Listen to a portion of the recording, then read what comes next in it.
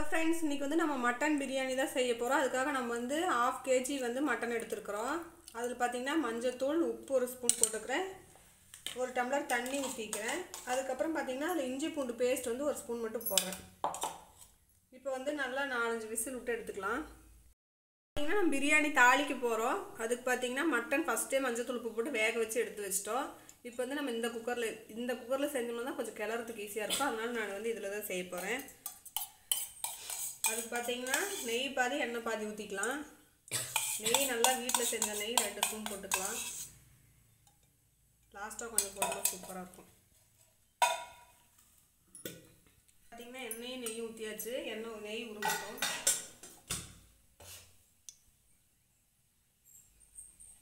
நெய் எண்ணெய் நல்லா உருகிடுச்சு. இப்போ பார்த்திங்கன்னா பட்டை, கிராம்பு, ஏலக்காய், அப்புறம் பார்த்திங்கன்னா பிரியாணி இலை போட்டுக்கலாம்.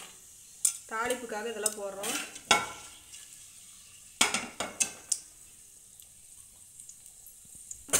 இப்போ பார்த்தீங்கன்னா நல்லா பொரிஞ்சிடுச்சு. நான் வந்து பெரிய வெங்காயம் வந்து ஒரு 1/4 கிலோ வெங்காயம் கட் பண்ணி வச்சுக்கிறேன். அது போட்டுக்கலாம்.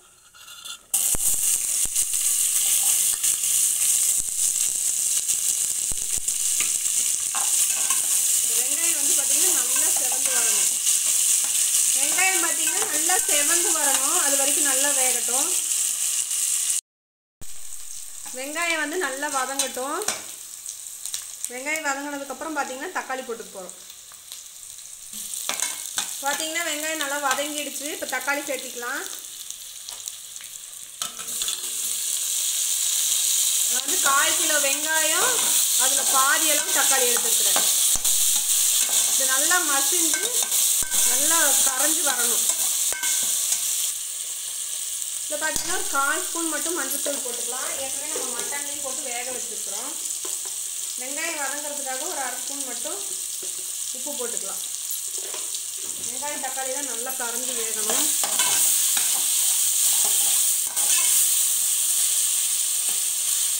தக்காளி வந்து நல்லா கனிஞ்ச பழமாக தான் எடுத்துக்கிறேன். அதனால சீக்கிரம் கரைஞ்சிரும்.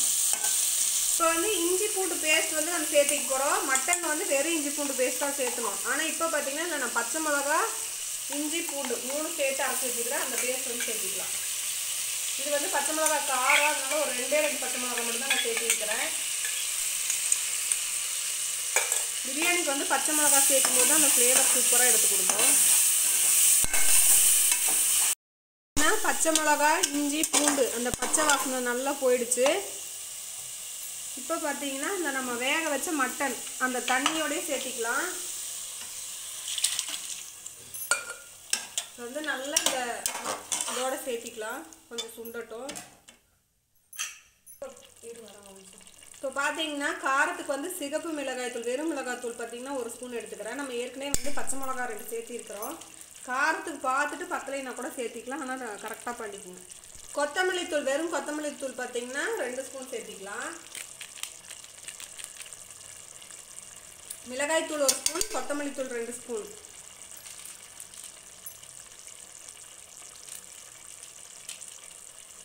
இப்போ பார்த்தீங்கன்னா கரம் மசாலா வந்து ஒரு 1/2 ஸ்பூன் சேர்த்திக்கலாம்.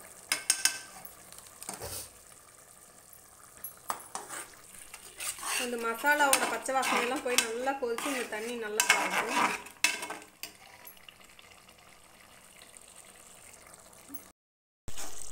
இப்போ பார்த்தீங்கன்னா மசாலாலெல்லாம் பச்சை வாசனை போயிடுச்சு.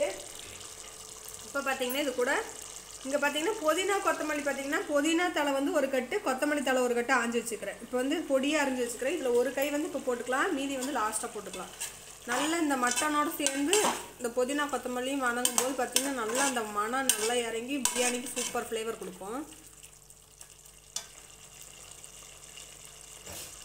இப்போ பார்த்தீங்கன்னா கொத்தமல்லி புதினாலாம் நல்லா வதங்கிடுச்சு. இப்போ பார்த்தீங்கன்னா நம்ம அரிசி வந்து 1.5 டம்ளர் எடுத்துருக்குறோம். அதனால் இதில் 1.5 டம்ளர் தண்ணி சேர்த்துக்கலாம். ஏற்கனவே தண்ணி இருக்குதுன்னு நினைக்கலாம். அது பார்த்திங்கன்னா இந்த மட்டன் இன்னுமே நல்ல இதாகிறது கரெக்டாக இருக்கும். இப்போ நல்லா கொதிச்சு வந்ததுக்கப்புறம் உப்பு காரம் பார்த்துட்டு அரிசி சேர்த்துக்கலாம். நம்ம வந்து இப்போ வந்து குக்கர் பிரியாணி தான் செய்கிறோம், மட்டன் பிரியாணி. அடுத்த தடவை பார்த்தீங்கன்னா கண்டிப்பாக நான் வந்து தம் பிரியாணி செஞ்சு காட்டுறேன்.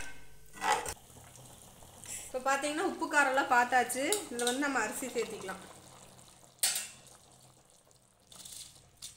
மட்டன் பீஸ் எல்லாம் அப்படி தெரியுது. நல்லா கொதிச்சதுக்கப்புறம் உப்பு காரம் பார்த்துட்டு கரெக்டாக இருந்தால் மூடி வச்சிடலாம். இப்போ பார்த்தீங்கன்னா பாதி கொத்தமல்லி புதினா தான் நம்ம ஃபஸ்ட்டு போட்டோம் வதக்கும் போது. இப்போ வந்து மீதியை போட்டுக்கலாம். நல்லா கொத்தமல்லி புதினா நிறைய போடும்போது தான் அந்த பிரியாணி ஃப்ளேவர் சூப்பராக வரும்.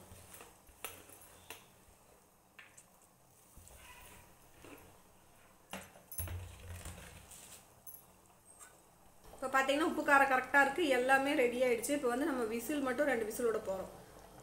பார்த்தீங்கன்னா நம்ம பிரியாணி ஓப்பன் பண்ணியாச்சு. பாருங்கள் எப்படி இருக்குன்னு சொல்லிட்டு. மட்டன் பீஸ் எல்லாம் பாருங்கள். நம்ம வந்து சின்ன சின்னதாக போட்டுட்டோம், அதனால் புதினா தலையும் அதுவும் ஒரே மாதிரி இருக்குங்காட்டி உங்களுக்கு நான் காமிக்கிறேன். நல்ல சூப்பராக இருக்குது.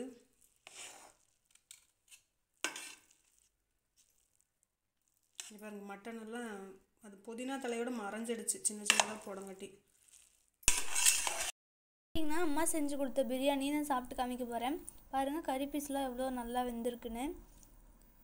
வாங்க டேஸ்ட் பார்த்துடலாம்.